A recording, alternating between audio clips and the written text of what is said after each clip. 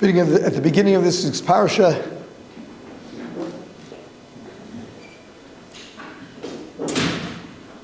Yaakov goes to sleep. V'yishkav b'makom ahu. Says Rashi, he slept there. This is the first time he slept in 14 years. He spent 14 years in the Yeshiva of Aver, studying day and night without sleep.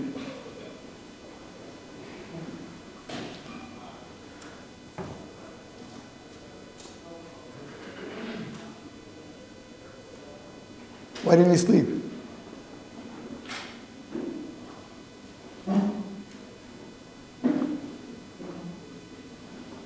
Why didn't he sleep?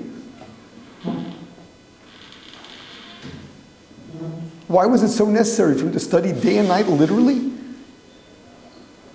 Because there's so much to learn? I mean, he was there for 14 years.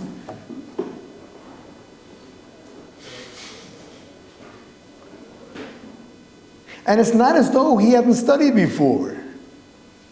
As a kid, Yaakov Ish Tam Yoshev Ohalim. He'd studied ever since he was.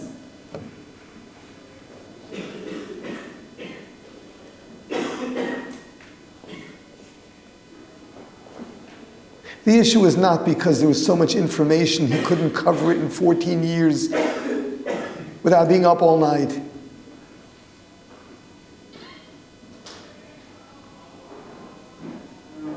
We're talking about some kind of transformation. We're talking about an experience that had to turn him into a different kind of human being. An immersion in Torah.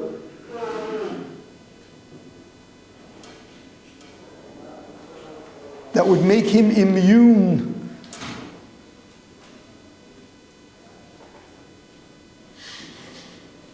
to all the falsehood that he's about to witness in the house of Lavan.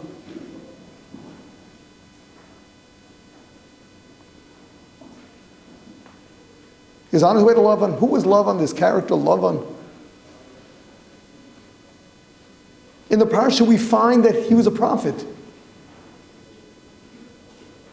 Hashem spoke to him. When he came running after Yaakov to kill him, Hashem told him not to. What a funny guy. He's a prophet and Hashem has to tell him not to kill Yaakov.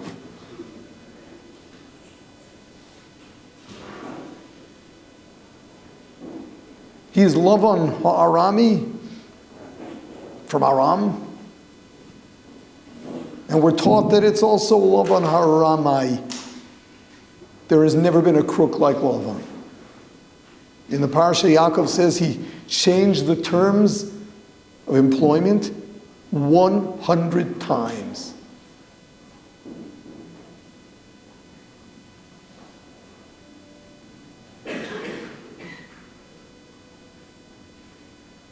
He's a prophet and a crook.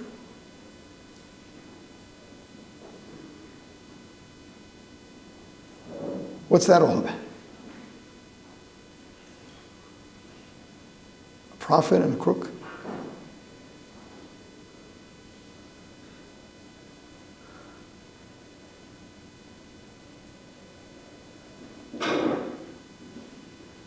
You see, there are people that are on the right side and people that are on the wrong side. But they're all clear. This one's clearly on this side, and this one's clearly on that side.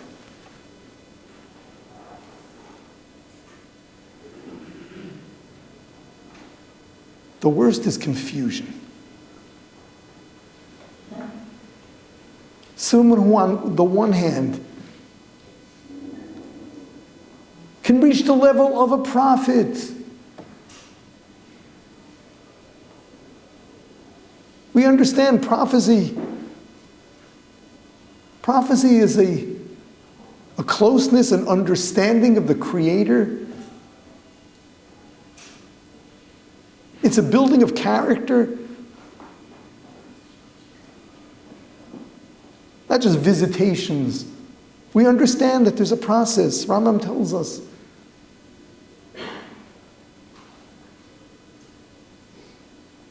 True, perhaps he was an exception. And he wasn't like the other prophets. But he couldn't be a nobody. He had greatness to him.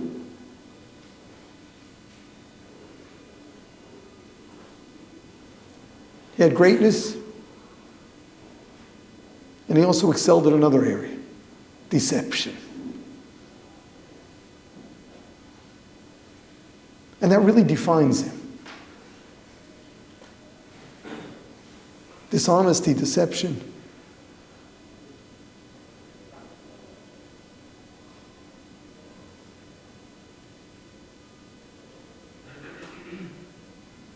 One can be great, but unless they're really honest with themselves, there are going to be areas of their life that need attention that they will neglect because they can be dishonest with themselves. The most dangerous aspect of a crook, aside from all the damage he causes, is the fact that he's dishonest with whom he is.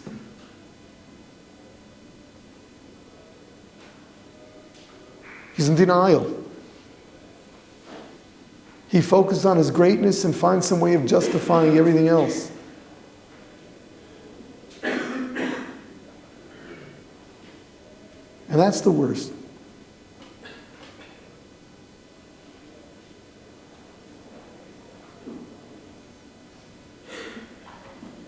The Gemara in Sota talks about who are the most dangerous people.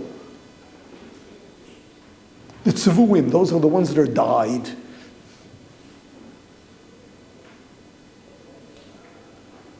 The expression used there is osim maase zimri.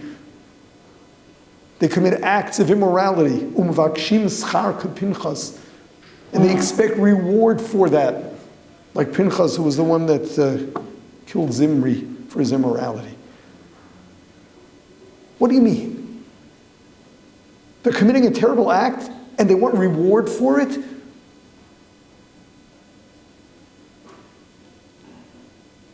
It's deceiving oneself.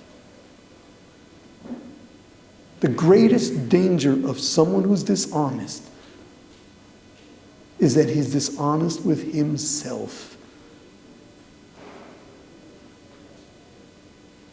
He is blind to his issues, has ways of justifying everything he does. Especially if he's got greatness to him.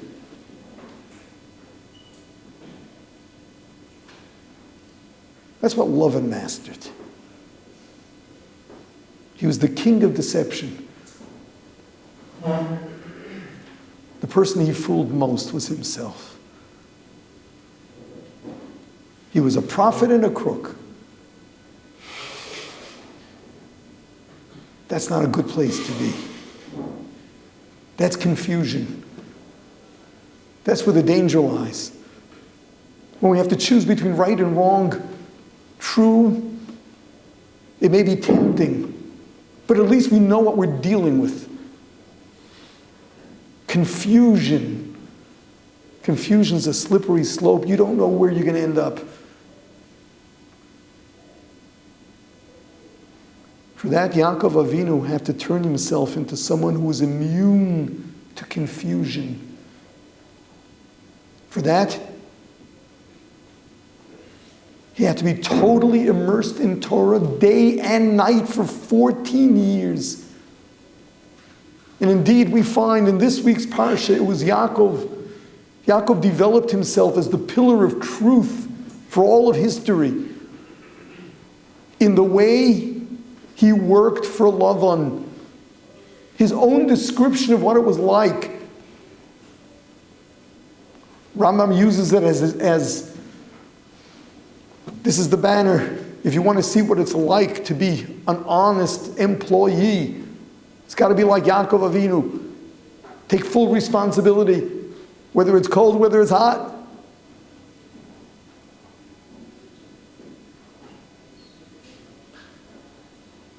Your fault, someone else's fault, taking full responsibility for the belongings of the boss. Not wasting his time. Not spending your time doing something else. Yaakov Avinu developed, brought to the world that pillar of truth, working for Lavan. How do you develop and maintain that in the home of a crook? 14 years in yeshiva, day and night. That's what does it.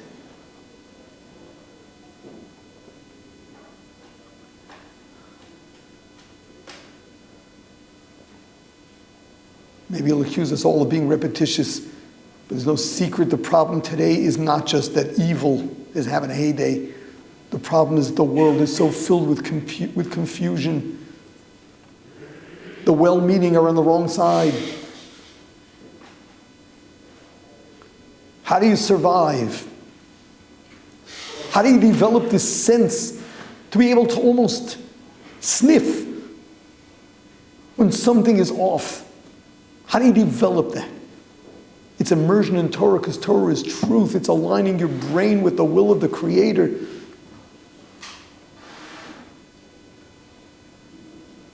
That's what we do here. Yeah, we learn ksubas. What does that have to do with the world out there?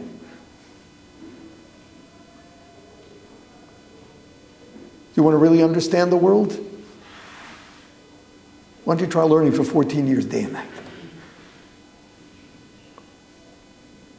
You'll probably fall asleep.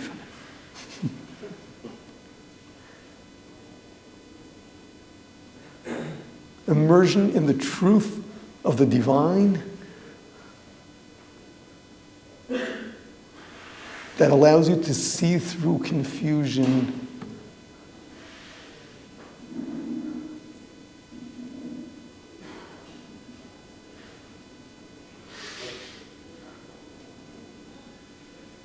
Always being asked why we learn Gemara. Yeah, it's the ultimate connection to the Creator. But you know what? You gotta learn so that you don't get confused by the big, confused world out there. There's a lot of greatness. Come on. The world used to be filled with tyranny. In that respect, Western liberalism, it's a step in the right direction. It's heavenly. But its application is filled with dishonesty and confusion.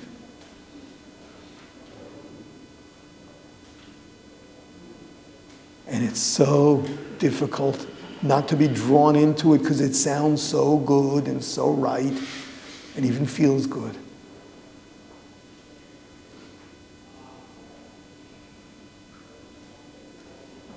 Unless you've really developed such a clear sense of truth by studying the divine, then you're clear. Then you're safe. Then you're safe. You want to live in that world out there? You've got to spend a long time in yeshiva. And when you're here, it's got to be in a real immersion in your learning. It's not a hobby. Got to make it your life. Give it your all. You learn to think straight and to maintain clarity amongst all the confusion. That's the message. That's the message of the parsha for us. For everyone in yeshiva. Know what it's about, know what it's for. It's the only way to come out sane in this day and age. Make the most of it.